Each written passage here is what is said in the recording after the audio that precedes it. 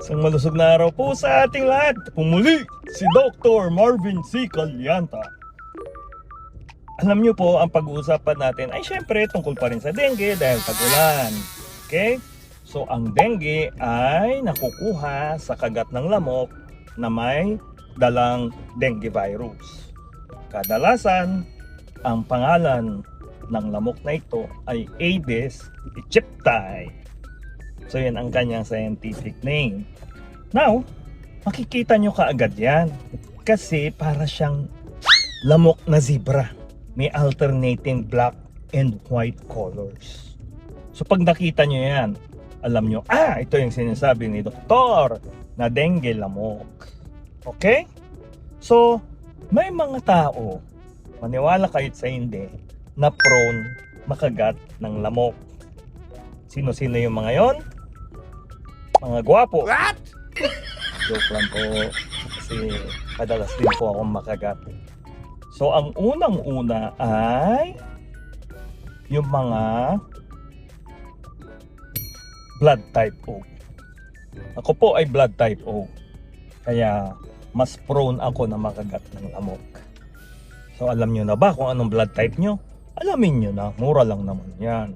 Okay? Ang blood type O ay universal donor.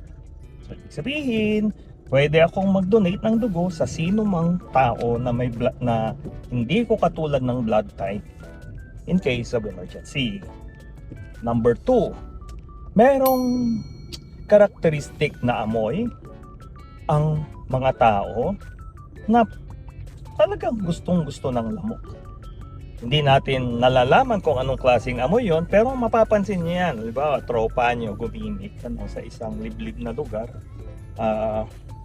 Tapos, makikita nyo yung isa na tropa nyo laging kinakagat. So, meron siyang distinct na amoy na nag-a-attract ng mga lamok. Okay? So, si lamok lang ang nakakaalam kung anong amoy ang gusto niya. Okay? Ang susunod ay body temperature. So pag mainit ang katawan mo, gustong-gusto yan ng lamok. No, they are attracted to heat. At attracted din sila sa increased production ng carbon dioxide. So kung ikaw ay nasa labas at halimbawa tumatakbo o mabilis na maglakad o nag-exercise at pinagpapawisan ka, you also secrete some amount or modest amounts of carbon dioxide. So carbon dioxide plus increase in body temperature at saka yung sweat mo mismo is an attractant sa mga lamok. Okay? Ano pa ba? Sabi nila yung mga pregnant women ay gustong-gusto rin kagatin ng mga lamok. So apparently, ang reason dyan is of course hormonal. Diba? Kasi maraming mga surge of hormones sa mga buntis. Unlike doon sa hindi buntis. Ano pa ba? Sa pananamit, attracted daw sila sa mga bright colors. Siguro pula or anything, mga neon. I don't know what the reason is, pero attracted sila sa ganun. Ha?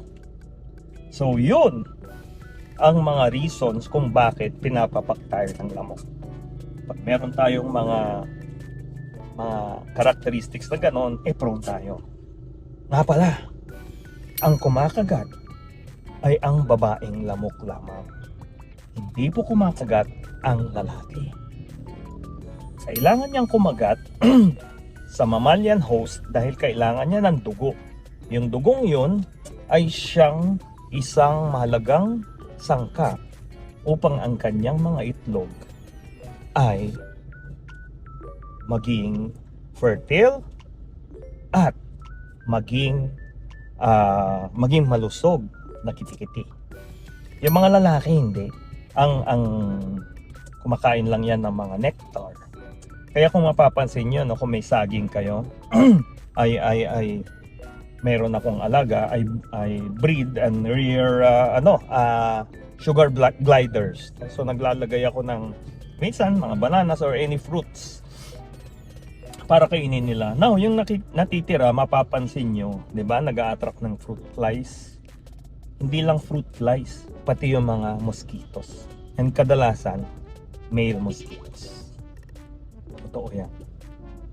So paano mo malalaman kung male or female mosquito? Huwag mo naman. Tipokin mo na lang. Baka ikaw ay makagat at madengke. O diba? Diba? Diba? Ito pong muli si Dr. Marvin C. Cadyanta. Iwas sa kagat, iwas sa lamok, iwas sa dengue. Bye-bye!